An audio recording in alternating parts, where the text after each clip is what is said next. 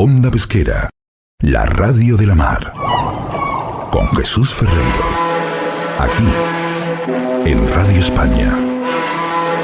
Están ustedes a bordo de Onda Pesquera, la radio de la mar. Transmitimos a través de Radio España y desde la cabina Marconi de este buque informativo que aquí comienza su singladura de hoy. Bienvenidos a bordo. Bienvenidos a bordo de la radio de la mar. Onda Pesquera. Onda pesquera al aire quiere ir contigo a acompañarte en nuestra singladura, en este diario viaje, comunicando vida, llenando ausencias, quiere acercarte a quien en la distancia te siente tanto esperando estar. De frente, Onda Pesquera. Existen tres clases de hombres: los que viven, los que mueren y los que están en la mar.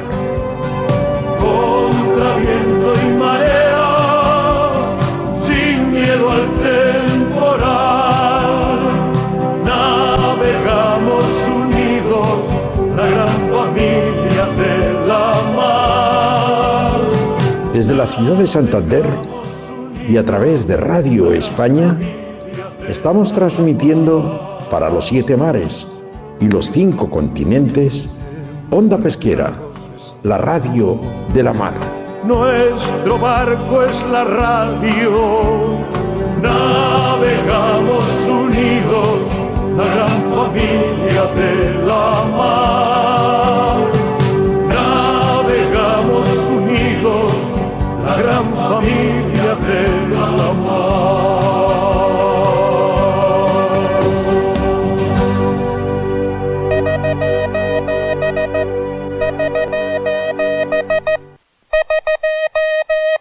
Como bien acaba de decir Pipo Prendes, navegamos unidos, la gran familia de la mar, aquí, en Onda Pesquera. Buenos días, buena gente de la mar. Buenos días nos de Dios y nuestra santa patrona, la Virgen del Carmen. Onda Pesquera, este programa que nació hace 62 años, exactamente el día 9 de septiembre del año 1963, y que es nuestro programa número 6338, el 104 de la actual temporada aquí en Radio España, la emisora número 1 de la radio española. Saludos para toda nuestra buena gente de la mar, especialmente para todos los que nos estéis escuchando, lejos de vuestros seres queridos, a bordo de vuestros barcos pesqueros, buques mercantes, de recreo y, naturalmente, buques de la Armada Española. Nos estáis escuchando ahora mismo desde cualquier lugar de este pequeño planeta vagabundo que equivocadamente llamamos Tierra, porque estamos transmitiendo desde Radio España, la emisora número 1 de la radio española, y lo hacemos a través de todas sus plataformas internacionales: Seno FM,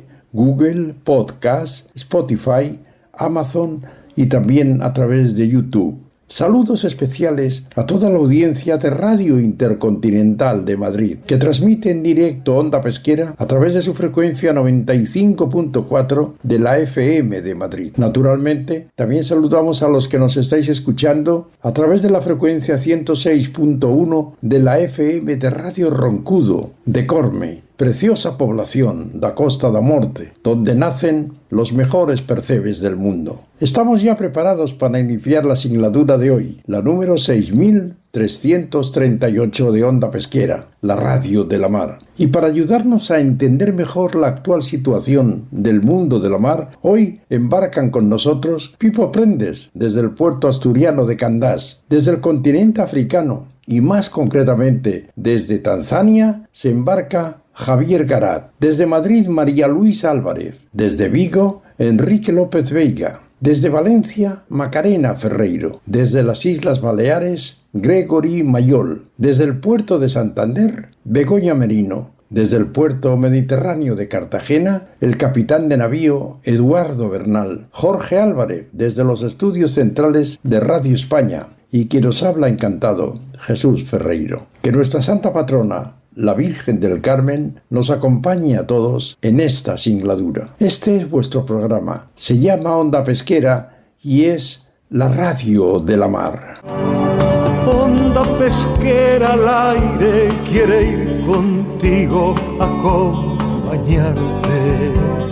Continuamos navegando en Onda Pesquera, aquí en la radio de la mar. Estamos ya en la singladura número 6338 y vamos a hablar con un imprescindible de nuestro programa, con un imprescindible para la gente de la mar, que tiene bajo su responsabilidad perdona por la repetición, importantes responsabilidades en el mundo de la pesca a nivel nacional e internacional. Javier Garat es el secretario general de CEPESCA, además el presidente de Europech y presidente del Clúster Marítimo Español y además presidente de Pesca España. Por cierto, se ha celebrado un salón del gourmet, pero vamos a conectar con Tanzania. Creo que es Tanzania, porque como va a tantos países. Don Javier Garat, buenos días. Buenos días, querido Jesús, ¿cómo estás? Eso es Tanzania, ¿no? Efectivamente. Tanzania. Qué bonito, será bonito, yo no conozco Tanzania. Mira. Sí, es muy bonito, y además que hay un montón de animales por todos lados. Ah, qué bien.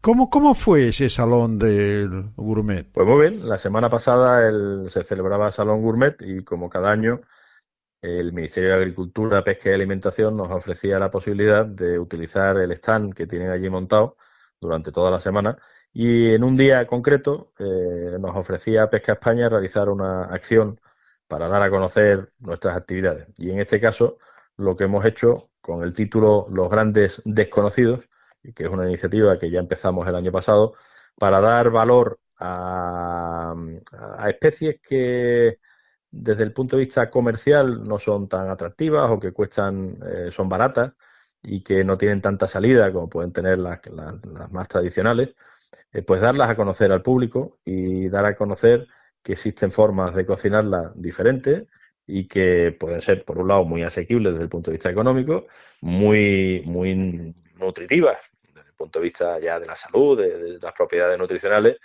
e incluso con presentaciones divertidas. Y este año lo hemos hecho en colaboración con la tripulación de Aponiente. Aponiente es el restaurante con 3 estrellas Michelin que tiene Ángel León, el chef del mar, en el puerto de Santa María, y hemos llegado a un convenio de colaboración con él y con su equipo para poder promocionar estos productos que van muy en línea con su trabajo desde hace ya muchos años de utilizar especies de bajo valor comercial y transformarla pues en butifarras, en chorizo, en lomo. El otro día nos sorprendió con un pulpo cabezón, que es un pulpo específico en este caso de Sanlúcar de Barrameda, hecho al estilo torta Inés Rosales. Caramba. No te puedes imaginar lo rico que estaba. Así, Sí, riquísimo. Caramba. Igual que hizo eso, cogió una tintorera, que es una especie de tiburón, y nos hizo una especie de lomo embuchado, y la verdad es que estaba riquísimo. Y igualmente cogió un jurel y lo hizo de una manera que estaba para chuparse los dedos. Y bueno, ahí estuvimos con la tripulación de Ángel León, de Aponiente, y con una sala, era abierto, pero con un montón de gente allí disfrutando de estas maravillas. Bueno, ahora que todo el mundo habla de los aranceles de Estados Unidos, de los aranceles de Trump, ¿cómo va a afecta algo al sector pesquero español este tipo de aranceles? Para empezar, genera incertidumbre yo creo como a todos los sectores económicos, ¿no? Las empresas necesitan seguridad jurídica para poder trabajar adecuadamente. En el caso concreto de la pesca, según datos del Ministerio de Agricultura, Pesca y Alimentación, en 2023, por ejemplo, Estados Unidos ya se consolidó como el principal importador mundial de productos pesqueros, con unas importaciones valoradas en aproximadamente 21.140 millones de dólares. O sea que no es cualquier cosa. Pero si vemos la importancia que tiene la pesca española o las exportaciones españolas hacia ese país, vemos que ocupamos la posición número 18ª, muy lejos de México, de Canadá o de Italia, que están por encima nuestra. Y con una cuota de mercado en torno al 1,5%, es decir, en torno a 317 millones de euros es el valor de las exportaciones de los productos pesqueros. ¿De qué especie? Pues principalmente pulpo, atún rojo, rabil, que es una especie de túnido, y algunos mariscos. Pero claro, si lo vemos así de forma global, puede parecer que es poco en comparación como afecta, por ejemplo, al aceite de oliva o al vino. Pero si nos fijamos en empresas específicas, ahí ya la cosa cambia. Por ejemplo, nuestra empresa Valfegó, que es una empresa atunera de atún rojo de la Mella de Mar en Tarragona, las ventas a Estados Unidos han representado hasta ahora un 38% Un de su 38, negocio, ¿eh? de su volumen, sí, Caramba. de sus capturas, de su producción. Estamos hablando de 40 millones de euros. Claro, imagínate a los empresarios que están ahí y al director general, pues todas estas noticias que están saliendo, le mete el miedo en el cuerpo. Pues claro, de subir un 20% el precio del producto, pues en fin, le puede generar problemas. Nos ha pasado también con otra empresa nuestra de la provincia de Cádiz, Petaca Chico, que tenía pensado realizar una inversión potente en Cádiz para crear una planta de procesado de pulpo y de rabil para enviarlo a Estados Unidos y que ha tenido que dejar aparcada temporalmente la inversión porque no sabe qué va a ocurrir ahí. Imagínate bueno, la incertidumbre que está generando, ¿no? Bueno, pues feliz Semana Santa ahí en Tanzania. Supongo que estará en la capital Dodoma, creo que se llama En la el capital. Serengeti, estamos en el Serengeti. En Serengeti. Muy bien. ¿Y tiene costa Tanzania? Sí, tiene costa. Sí. Costa, sí, además tenemos algún que otro barco atunero ahí. Es verdad. Es verdad.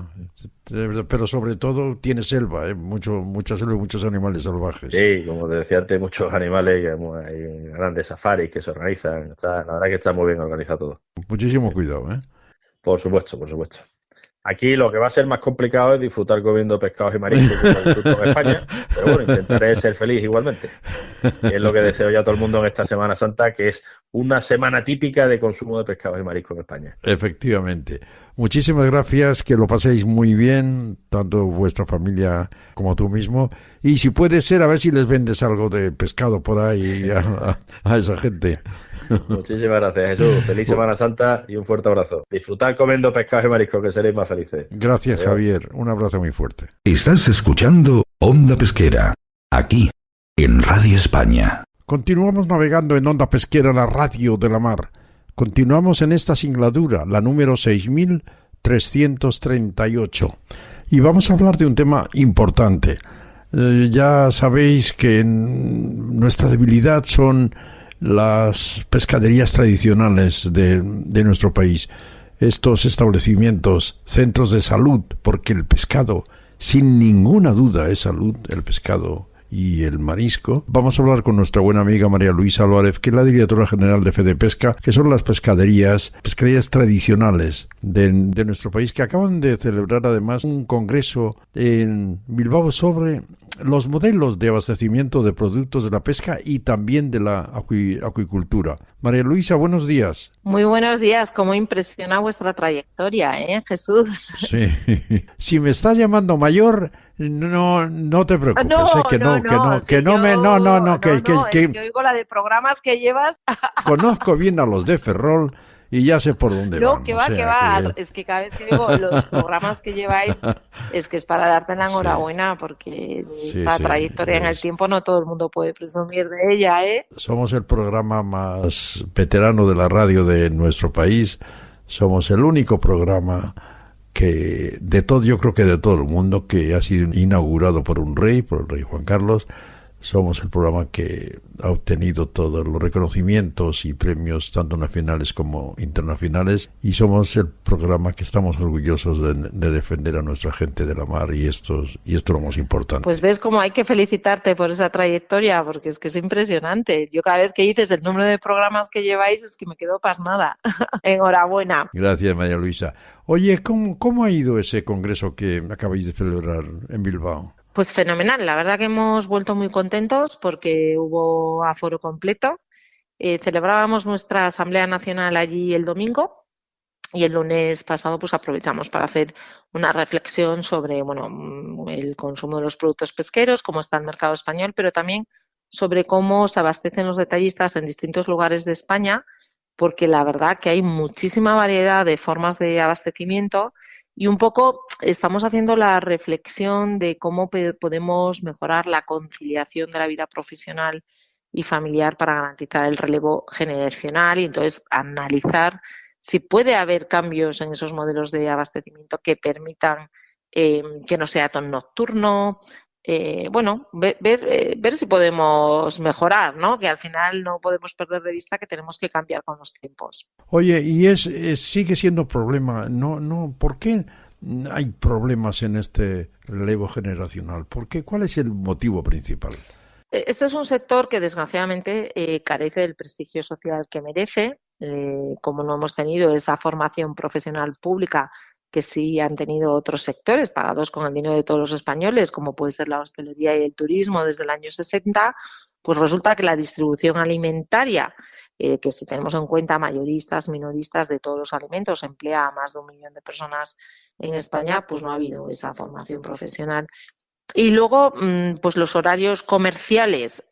Ahora sabes que la gente quiere tener tiempo para todas sus actividades de ocio. Los horarios comerciales suelen ser un freno, trabajar los sábados por la mañana. Y luego, en nuestro caso, además, el abastecimiento suele ser en horarios, pues eso, de madrugada.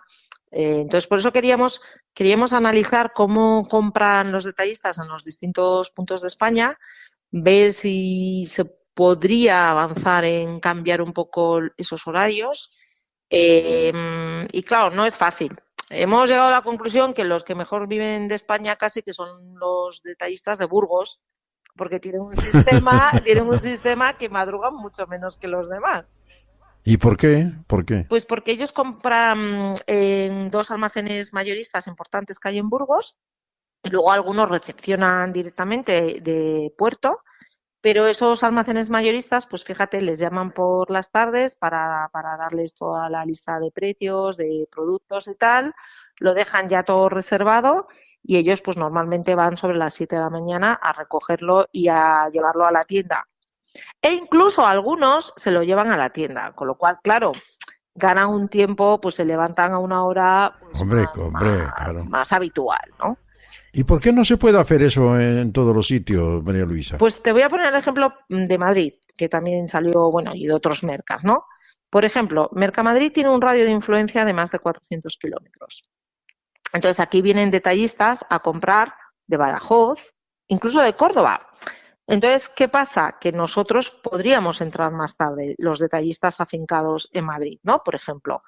Pero claro, como los mayoristas quieren dar servicio a estas personas que vienen de más lejos, tienen abierto para esas personas, con lo cual esas personas acceden al mercado y pueden, al final están luchando por el mismo producto. Entonces, si tú vas más tarde, pues a lo mejor ya no encuentras la calidad de producto que tú necesitas para tu tienda y entonces no te puedes arriesgar a que un día que entren pocos, pues yo qué sé, gallos de Vigo, pues que no haya si tú vas más tarde al mercado.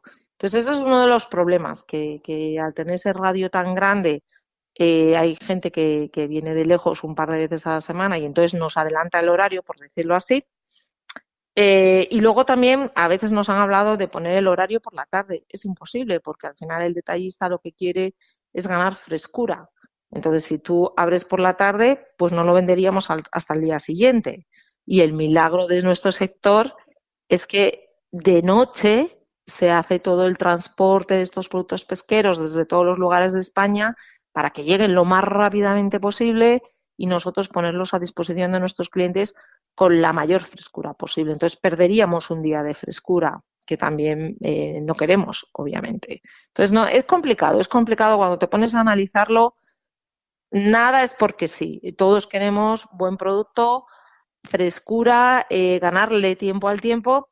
Y luego los flujos de la ciudad, los movimientos en la ciudad, pues no es lo mismo en Barcelona a las 6 de la mañana estar con tu furgoneta del Merca a tu tienda que hacerlo a las 7 de la tarde que la ciudad estará colapsada. Entonces hemos hecho una reflexión sobre estos distintos modelos y ver viendo que no es tan fácil, no es tan fácil. Cuando llevas tanto tiempo haciéndose así, los que lo implantaron no eran tontos ni lo hacían por ningún otro motivo, sino porque pues sobre todo por la frescura del producto. Eso es así. Es así.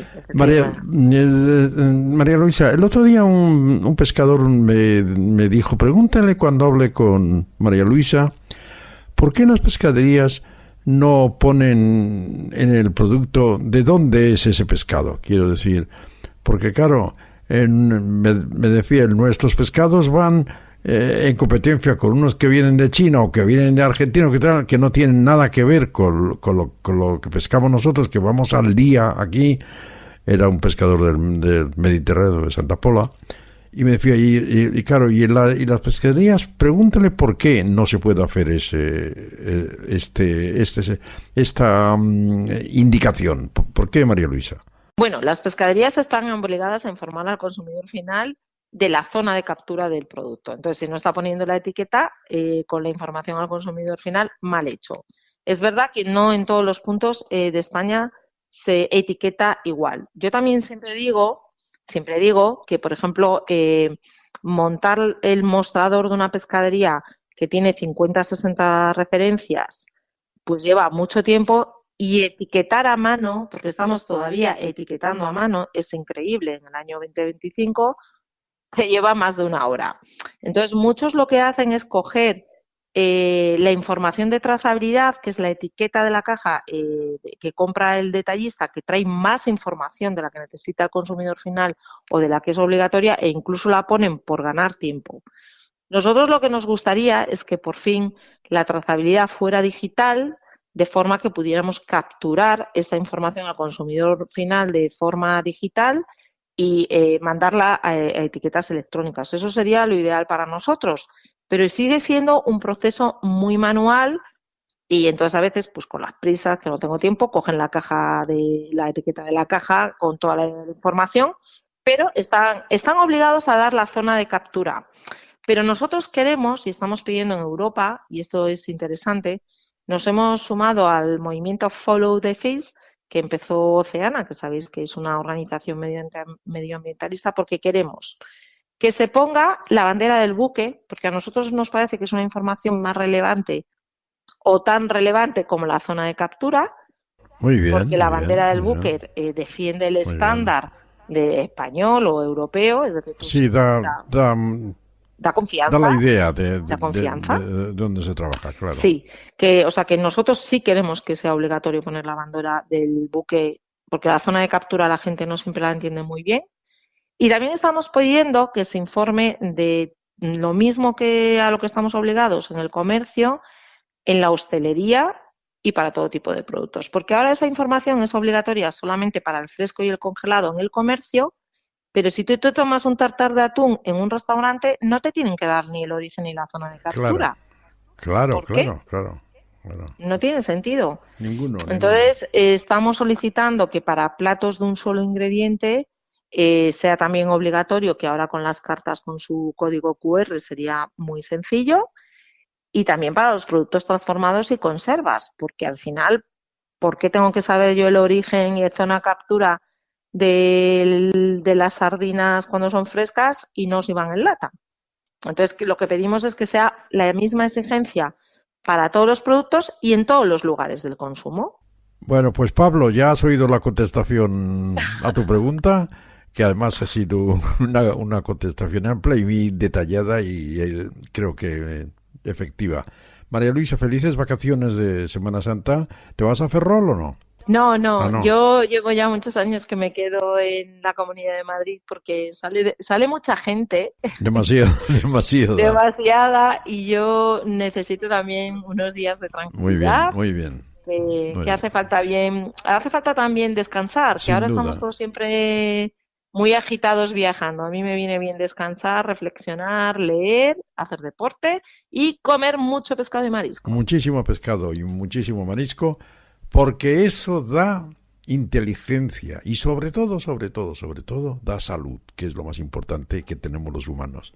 Gracias, María Luisa. Salud Y felicidad que el día a nuestro querido amigo común Javier Garat. Exacto. Gracias, María Luisa. Un abrazo muy fuerte. Adiós. Hasta luego. Un abrazo Adiós. fuerte, que descanséis. Onda pesquera al aire quiere ir contigo a acompañarte. Continuamos navegando en Onda Pesquera, aquí en la Radio de la Mar, y continuamos en esta singladura, la número 6338. Y vamos a hablar con una personalidad dentro del mundo de la mar, a la que yo aprecio y admiro mucho, para enriquecerme de los conocimientos que tiene nuestro buen amigo Enrique López Veiga, que como todos sabéis ya, porque lo hemos repetido muchas veces, es una personalidad importante en el mundo de la mar, que ha defendido nuestro país en Europa, que ha sido consejero de pesca, que ha ocupado muchos cargos importantes llenos de responsabilidades para el sector marítimo pesquero, y ahora pues va a coger sus vacaciones de Semana Santa, pero antes vamos a cogerle nosotros a él, porque acabamos de leer un artículo en el Faro de Vigo que que habla de una actualidad internacional, mundial, diría yo, pero que nos puede afectar también a nuestro país y sobre todo también a nuestro sector pesquero. Hablamos de Trump, como dicen los sudamericanos, Trump. Y el artículo que ha escrito Enrique López Veiga en el Faro de Vigo se titula ¿Trump un daño irreversible?, se pregunta. Don Enrique López Veiga, buenos días. Buenos días. Pues sí, un daño irreversible puede ser, sí. La alianza lógica de Europa es con Canadá, con Estados Unidos, con el mundo y con Iberoamérica, con el mundo occidental. Eso es lo que debería de ser, y deberíamos de tener tratados de libre comercio. Hacia eso estábamos viendo hasta hace poco. Pero claro, este hombre que de repente da una patada al tablero, no se sabe si está más con Putin que con Europa, parece que sí que está más con Putin que con Europa, desestabiliza la OTAN. En fin, es muy complicado cuando un país que era nuestro principal bastión de defensa se vuelve impredecible, tanto en lo político como en lo económico. Pues Europa tiene que decir, bueno, pues esto no nos puede volver a pasar. Y actuar unida sobre todo eso, ¿eh? O sea, Europa que no pierda la cabeza y cada uno tire por su lado. No, tenemos que hacer un frente común, y somos muchos, somos fuertes, y habrá que buscarse la vida, ¿no? Si no podemos con Estados Unidos, pues oye, no es culpa nuestra. Si nos quiere echar en otras direcciones, pues tendremos que ir, claro, tenemos que cerrar lazos con el Reino Unido, con Canadá, con toda Hispanoamérica, con México, además, que es lo lógico, ¿no? Y aprender a vivir con menos Estados Unidos. Lo que pasa, Enrique, por ejemplo, si nos decidimos, bueno, o por Trump o por la Unión Soviética o por Putin, eso trae también no solo consecuencias económicas, sino también consecuencias políticas, porque los americanos, bueno, pues son muy amantes de la democracia, ayudaron a las democracias en Europa. Sin embargo, la Unión Soviética va por otro camino distinto. Sí, por supuesto. Lo que no es lógico, o sea, lo que no es deseable es que se nos fuerce a forzar alianzas con países que no son democráticos, ¿no? Esto es lo triste, ¿no? Lo triste es esto, pero es que este hombre habla fatal de la Unión Europea de repente, ¿no? Como si fuéramos el peor enemigo, y es un disparate, ¿no? Claro. ¿Qué pasa? Que dependíamos mucho en materia de defensa de Estados Unidos, y ahora esto no puede ser, no nos puede coger otra vez de esta manera al toro, ¿no? Hay que subir el gasto en defensa, por supuesto, y no nos queda más remedio. Habrá que hacerlo, y hay que hacer unos presupuestos serios, porque, claro, el amigo Rutte, que es holandés, y como buen holandés mira muy bien las cuentas, ¿no? Es una mentalidad austera y rígida, pues no va a colar que le pongan el traje, la mejora del vestuario como gasto en defensa, ¿no? Hay que gastar en defensa, nosotros tenemos que gastar más en la marina y todo eso. Pero es que además es que desequilibra mucho todo, porque ojo con Marruecos, Marruecos ha sido privilegiada por el presidente Trump, y Marruecos con nosotros tenemos una historia de desencuentros que no es de índole menor, ¿no? Y que está invirtiendo muchísimo en defensa. Eso no me parece lógico. Ahí tenemos un peligro, es verdad. Pues claro que sí. Es verdad. Claro que sí. Es verdad. Enrique, ¿tú crees que cuando se levanta por la mañana no tienen ni idea? Cambia como el viento, o sea, puede ser así. Da esa impresión, ¿no? Sí, no, pero además parece que lo refuerza, ¿no? Porque lo que ha hecho, bueno, en primer lugar, para calcular el efecto de un arancel hay que hacerlo producto por producto. O sea, hay que decir, bueno, los coches de alta gama, los coches de alta baja, hay que estudiar muy bien el esquema de oferta y demanda del país exportador y del país importador. Porque eso tiene, si tú pones un arancel a lo loco, pueden acabarlo, que yo creo que va a pasar en buena medida, no el exportador. O sea, el exportador no va a bajar los precios, sino que lo va a comprar el importador, el ciudadano americano, le va a subir el precio y le va a desequilibrar. Por eso, hasta el propio Elon Musk ha dicho que lo que hay que hacer es un área de libre comercio con aranceles cero entre Europa y Estados Unidos, ¿no? Y de repente, pues este hombre dice que ahora me doy 90 días. Es un hombre impulsivo, ha hecho unos cálculos que no tienen nada de ciencia económica sobre el nivel de aranceles a importar basado en el déficit comercial, que eso no se calcula así. Entonces, sí, efectivamente, es un hombre impulsivo, cree que tiene razón, que puede hacer esto y que yo creo que está convencido de que el aislacionismo pues favorece, pero es que Franco ya intentó hacer una política de autarquía que se vio que no funcionaba, es que no funciona. Y luego, ¿por qué importa a Estados Unidos? Coño, pues que sus empresas lo demandan, o sea, necesitan eso para funcionar.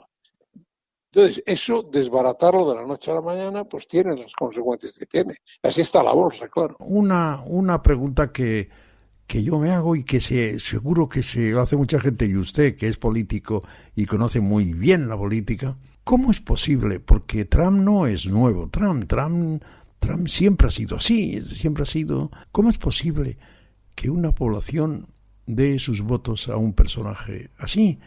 ¿Cómo puede pasar esto? Pues pasa, y ha pasado ya en la historia, no es por hacer la comparación, pero Hitler llegó al poder en unas elecciones. ¿Y por qué? Pues porque había una crisis económica tremenda y la gente hay veces en que dice, bueno, pues venga, voto a este, ¿no? Que me está prometiendo el oro y el moro. Y esto es lo que ha pasado. Probablemente, pues, la política económica de Biden, a lo mejor yo no tampoco me he parado a estudiarlo, pero puede ser que no haya sido la mejor. El exceso de lo que se llama el wokismo, ¿no? El exceso de cuidado al medio ambiente, lo que nos han hecho nosotros en la pesca con las áreas marinas, con el contra el arrastre, con la emisión de CO2 y todo esto, claro, te van poniendo tal cantidad de trabas a la economía que al final la economía se resiente, ¿no? Entonces la gente se harta, ¿eh? También pasó en Holanda. En Holanda han votado mucho a la chica esta Carolina, no me acuerdo cómo se llama ahora, pues porque era una señora que hablaba el lenguaje de los granjeros, ¿no? Y entonces de repente pues ha recibido un montón de votos, ¿no? Y un poco está pasando pues con la eclosión de la extrema derecha en Alemania o aquí en Francia, ¿no? Hay que tener cuidado, ¿no? O sea, hay que devolver la sensatez, ¿no? Y hacer las cosas de una manera gradual. Desde luego, dar una patada al tablero, eso nunca ha sido una buena política económica. ¿Cómo cree usted que puede afectar el tema de Trump a las exportaciones e importaciones, al sector pesquero de nuestro país? Yo creo que al sector pesquero menos, porque nosotros somos consumidores de pescado, o sea, el mercado es nuestro, ¿no?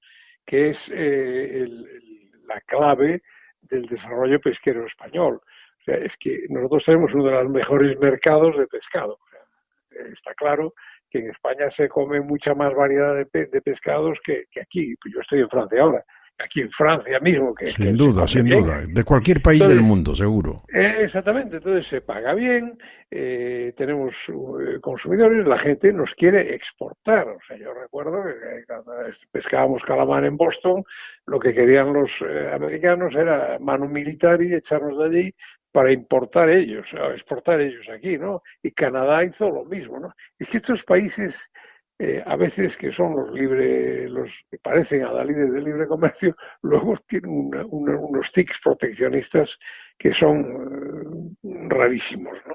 Rarísimos, ¿no? Yo recuerdo en mi juventud que ganaba más un pescador, se le pagaba mucho mejor a un pescador español que a un pescador canadiense.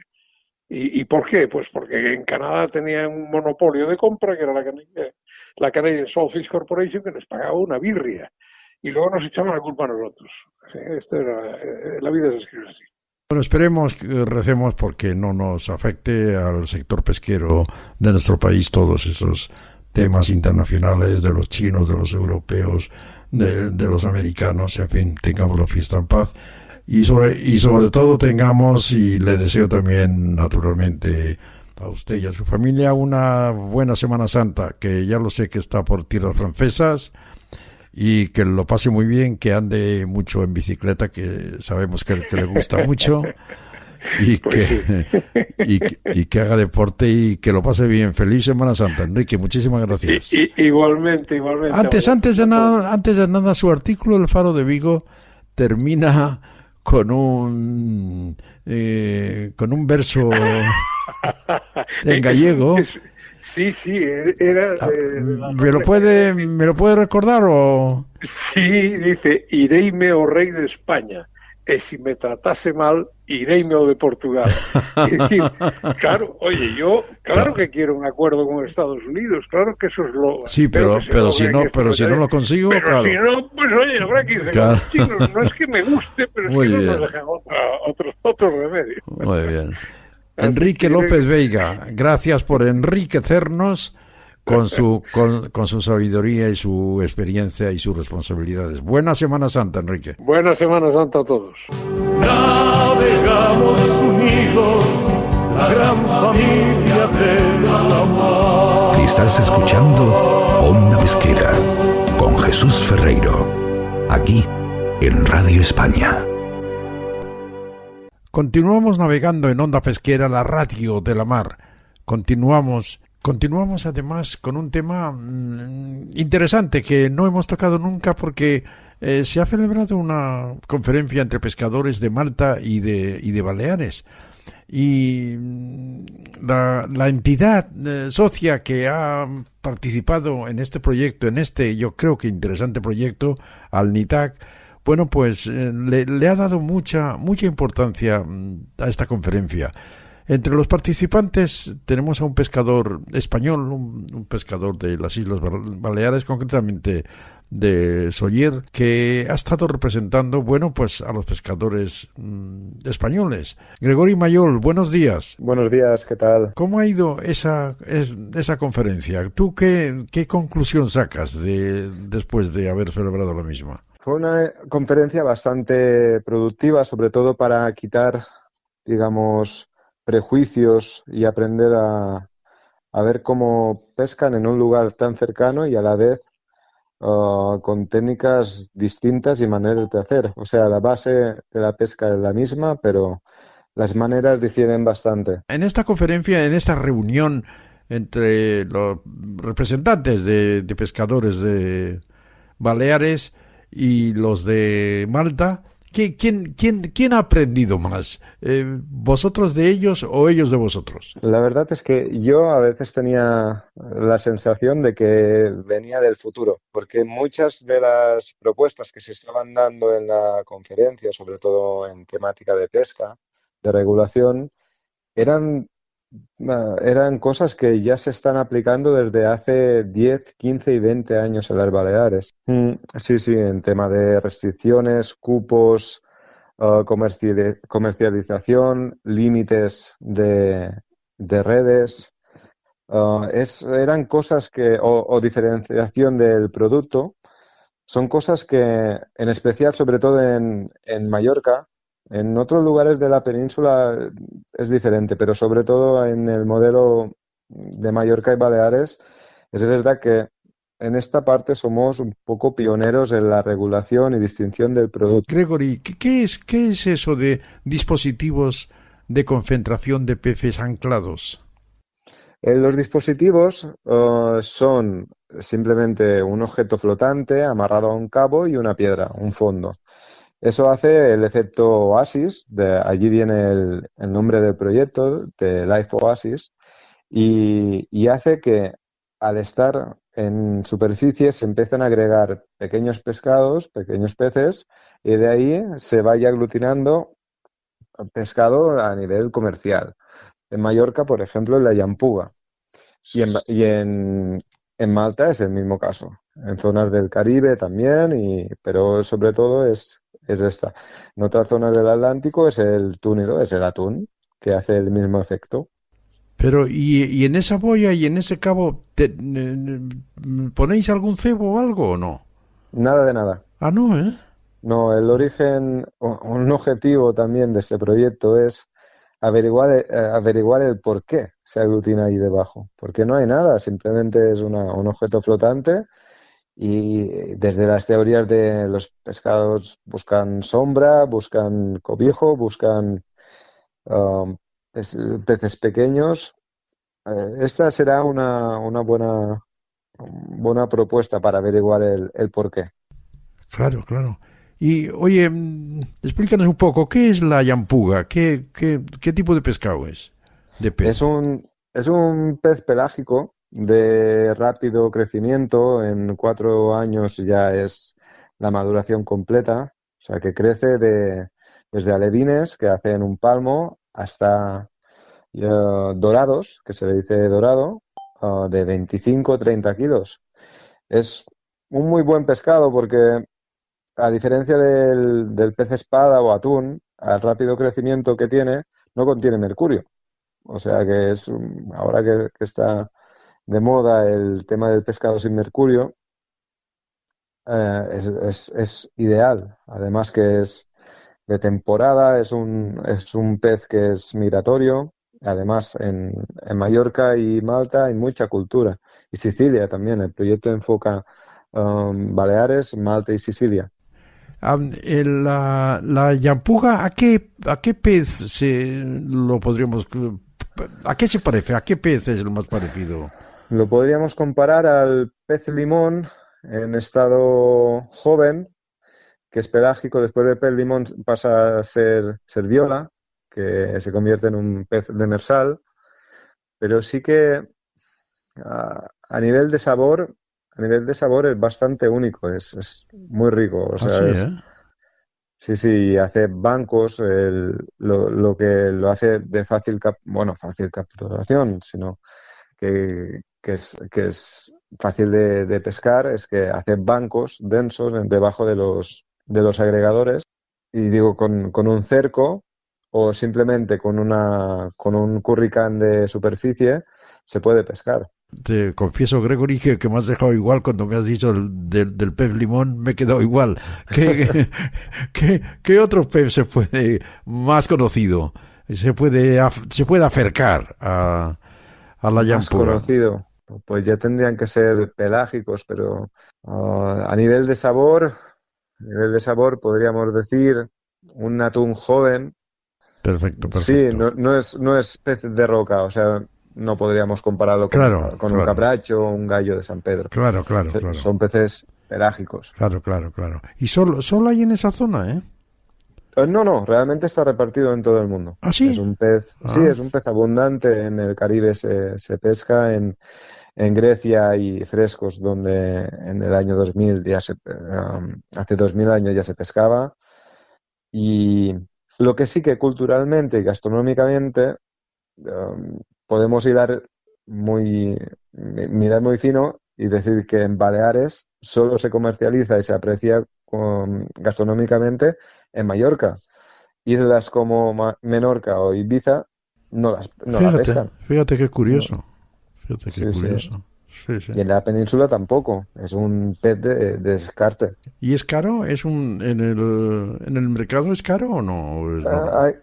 Aquí te voy a explicar el ejemplo que pusimos a Malta. Es caro dependiendo de cómo se comercializa. Nosotros tuvimos un problema hace 10 años que hubo mucha captura y no había regulación, no había máximo de pesca. ¿Qué pasó? Que el primer día en la lonja hubo un overbooking de pescado y el precio se hizo a unos 30 céntimos y devolución de pescado. Claro, dijimos, ¿qué hacemos aquí? Pues ponemos limitación de captura. Y lo que hicimos fue 150 kilos por embarcación y día. Más, se puede comercializar fresco del día anterior, está regulado así en los decretos, y eso hace que si el lunes se pescan 300 kilos, se puede ir corriendo el cupo hasta hacer que el pescador solo salga de lunes a jueves haciendo el máximo de cuota. Eso es un ahorro brutal de gasoil, descanso, más poder trabajar, remendar o el cuidado del barco.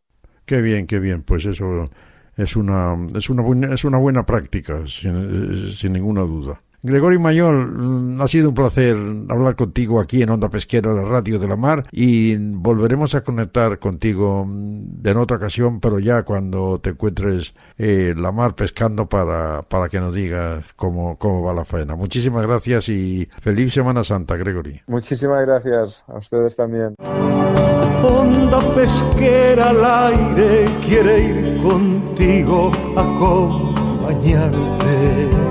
Y ahora atracamos en el puerto de Valencia para que embarque Macarena Ferreiro. Adelante, Macarena, buenos días. Buenos días, Jesús, buenos días, buena gente de la mar. Hoy vengo a hablaros de los cables submarinos de Internet. Estos cables tan importantes representan el 98% de las transmisiones que realizamos y son en realidad mucho más baratos y mucho más rápidos que los satélites. Estos cables que se instalaron, la gran mayoría incluso antes del año 2000, se están quedando no solamente obsoletos, sino bastante saturados. Tradicionalmente, las uniones entre Estados Unidos y Europa han acabado entrando en Europa a través del mar Báltico, pero esta situación está cambiando en beneficio de España. O sea, huyendo de la saturación de estos cables públicos, por ejemplo, Google instaló en 2022 su propio cable transatlántico, que va desde Nueva York a Sopelana, en Vizcaya. En estos momentos Meta, que son los dueños de Facebook, está acabando la instalación de su propio cable privado, el primero que tienen, y que irá de Carolina del Sur a Santander. Este cable, que está ya instalado y va a entrar en funcionamiento muy próximamente, en el momento en que se instale, será el cable más potente del mundo. Pues bueno, cada vez que un puerto español se convierte en receptor de estos cables, requiere de un centro de procesado de datos y que enseguida crea un microclima a su alrededor de empresas tecnológicas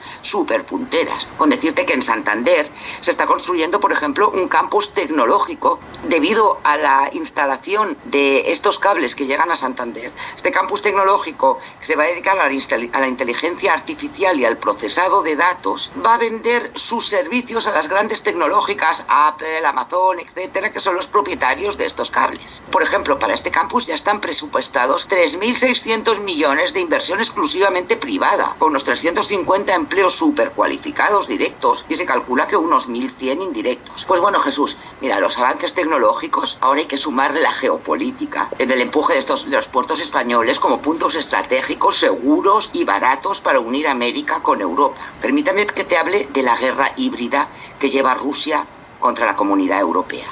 Recuerda que el concepto de guerra híbrida describe los actos de agresión de un país a otro, pero que están por debajo del umbral de agresividad que permite a la víctima denunciarlo como un acto de guerra y apelar así a la ayuda militar de sus aliados, etc. Entonces, este sabotaje recurrente de estos cables submarinos ha disparado los gastos de vigilancia y de reparación para los que acaban en el mar Báltico. Entonces, la posibilidad de que sean espiados, además, y nuestra desconfianza ahora hacia Estados Unidos están haciendo que se replanteen nuevas rutas.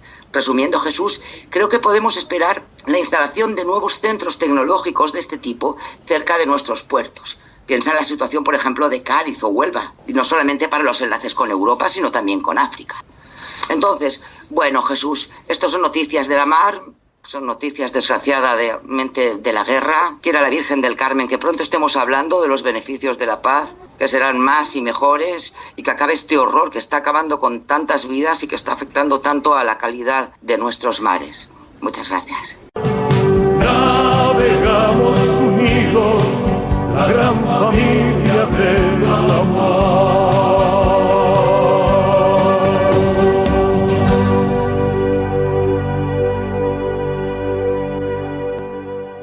Naturalmente, como en cada singladura, también hoy atracamos en el puerto mediterráneo de Cartagena para escuchar al capitán de navío Eduardo Bernal en su espacio Necesitas la mar, te enseña. Hoy nos habla de Felipe II e Isabel de Inglaterra, una paz imposible. Adelante, capitán de navío.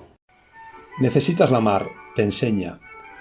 Hoy hablaremos de Felipe II e Isabel de Inglaterra, una paz imposible. Extraído y adaptado del artículo del mismo título, autor Manuel Fernández Álvarez, Revista de Historia Naval número 23. Al tratar de las relaciones entre España e Inglaterra en tiempos de Isabel I y Felipe II, es usual evocar a la Gran Armada. Después, al preguntarse cómo pudo llegarse a tal ruptura, otro recuerdo suele aparecer: que hubo un tiempo en que Felipe II fue rey de los ingleses, rey consorte como esposo de María Tudor, pero que en todo caso y juntamente con ella había reinado en Inglaterra durante 4 años, durante los cuales sus relaciones con Isabel, su cuñada, no habían sido malas. Todo ello ocurría hacia mitad del XVI. Hizo falta un tercio de siglo más para que se produjera un cambio político tan brusco de una amistad casi fraterna a la guerra. Los principios que marcaban la política exterior de Felipe II eran 3.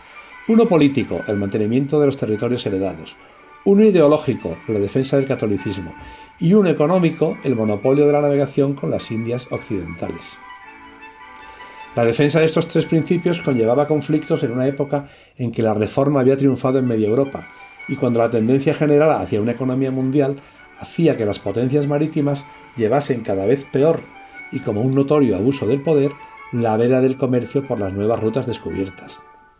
No pocas de las guerras de Carlos V arrancaron de tales situaciones conflictivas. Ahora bien, Carlos V era un rey soldado mientras que Felipe II odiaba la guerra, proponiéndose desde un principio establecer una era de paz para sus pueblos.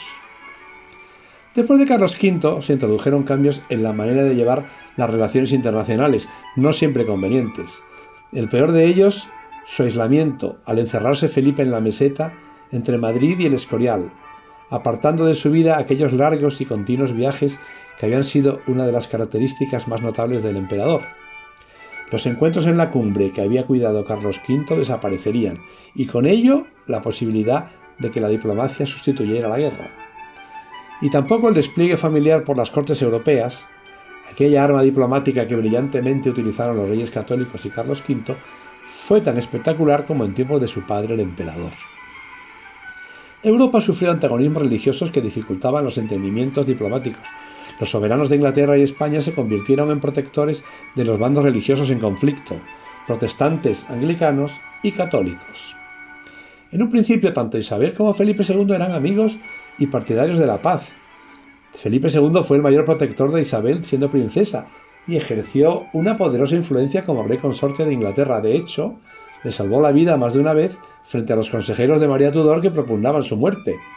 Felipe II tenía clara la consigna de su padre: para que las cosas de los Países Bajos y de Francia rodaran bien, eran precisas unas relaciones óptimas con Inglaterra. En etapa de plena amistad, Felipe II llegó a proponer a Isabel su matrimonio, pero se iba a encontrar con una de las reinas más inteligentes que ha conocido la historia, una auténtica mujer de Estado, con la que daría comienzo un periodo progresivo de menoscabo en la reciprocidad entre ambos reinos. Por el momento, daría largas al asunto, procurando ganar tiempo. El problema estribaba en poder rechazar la boda, sin provocar la ruptura con Felipe II, e Isabel con rara habilidad lo consiguió. Sabía que tenía el apoyo popular y eso le daba firmeza. Pero después de 1568, cuando el duque de Alba está en Flandes y los buques de Hawkins sufren el revés de San Juan de Ulúa en aguas mexicanas, provocando como represalia inglesa el apoderamiento del dinero que Felipe II mandaba por mar a Flandes para pagar los tercios viejos, puede hablarse ya de Guerra Fría. A partir de 1568, las relaciones entre España e Inglaterra entraron en un notorio deterioro. Por un lado, la rebelión de los Países Bajos, en las que se creía que existía la mano de los ministros de Isabel. Y por otro, la presencia en Inglaterra de María Estuardo, que catalizaría las esperanzas de los católicos ingleses, con rebeliones en las que el gobierno inglés sospechaba que eran favorecidas por España. La excomunión de la reina Isabel, pronunciada por Roma en 1570, agravó la situación, radicalizando las dos posturas.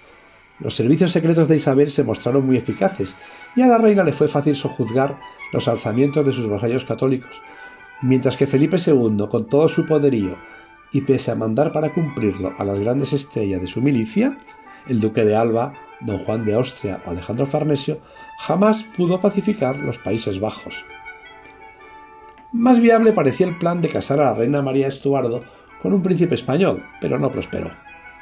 Añádanse las expulsiones mutuas de embajadores, ataques de marinos ingleses a las Indias Occidentales españolas, y en fin, ayudas de los ingleses a Guillermo de Orange en los Países Bajos y Antonio de Crato en Portugal, y los de España a los católicos ingleses e irlandeses.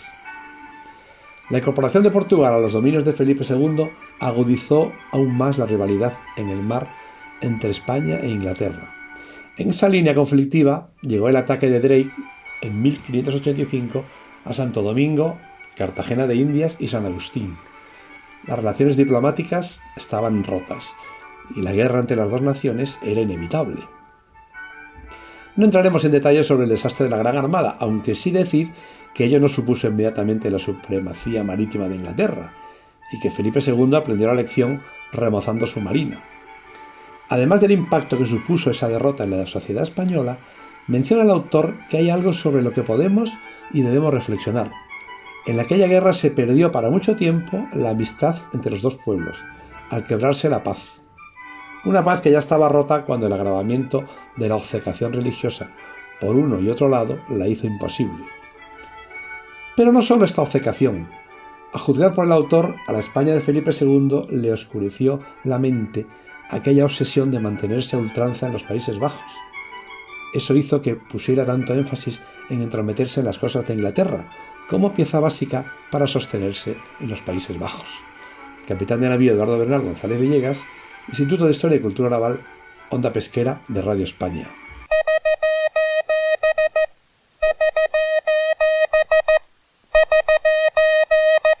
Estamos orgullosos de navegar con todos vosotros a bordo, en este buque informativo llamado Onda Pesquera, la radio de la mar. Que nuestra santa patrona, la Virgen del Carmen, nos permita a todos, especialmente a nuestra buena gente de la mar, pasar unas felices singladuras. Volveremos a estar juntos dentro de 14 días. El próximo lunes no tendremos programa porque es lunes festivo, lunes de Pascua de Resurrección, pero estaremos aquí dentro de 14 días, aquí en Radio España, aquí en Onda Pesquera, aquí en la radio de la mar.